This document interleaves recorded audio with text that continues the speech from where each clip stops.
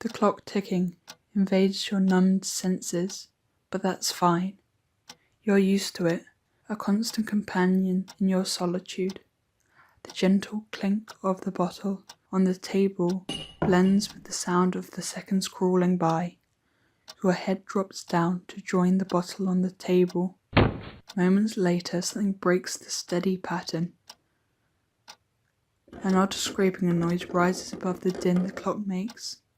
You raise your head blearily, alcohol numbing any fear you might have felt at hearing this alone. It sounds again, and you stagger to your feet, keeping a trembling hand on the wavering table. The sound dies off as you stumble your way to the room you thought it came from, and you stand there, in the empty silence, staring at nothing. This doesn't last long, however, as the same sound invades your thoughts once more, shuddering a bit at how unpleasantly it grated against your ears. You come to yourself a little more, and stare out where the sound comes from. It's coming from the bedroom where you were just sitting, and for the first time, fear thrums through your veins, threatening to send the contents of your stomach back up. You're alone. If something happens, you realize nobody will care. You'll just disappear, and it won't affect a single soul except your own. The doorbell sounds.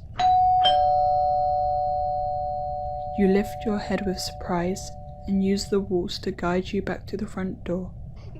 As you reach it, you can hear a faint voice. It's too soft to make out the words. Heart leaping into your throat. You hastily fumble the lock open and yank any thought of the sound before fleeting your mind. It makes emptiness outside all the more crushing. Hot tears prickle and thicken in your vision as you take in the empty doorstep numbly, shutting the door slowly. Of course, why would you think they'd ever visit again? Unfit father. Can't even take care of yourself, much less a child. You turn and don't even bother to stumble your way back to your room. Sinking down on your unsteady legs, you lean against the door as you choke back your tears. Alone, unwanted. The whispers grow louder, and for the first time, you realize they're accompanied by a slow, rhythmic scraping. You raise your head again, vision blurred by your tears. You don't see anything, but the sound is there. The whispers are there.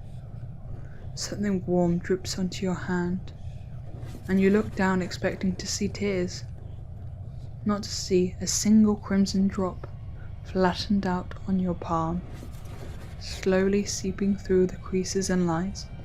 Panicked, you swipe at your cheeks, your eyes. It's not coming from you, you reassure yourself. You look up slowly, heart pounding in your throat. There, clinging to the ceiling and leering back at you, is your own face.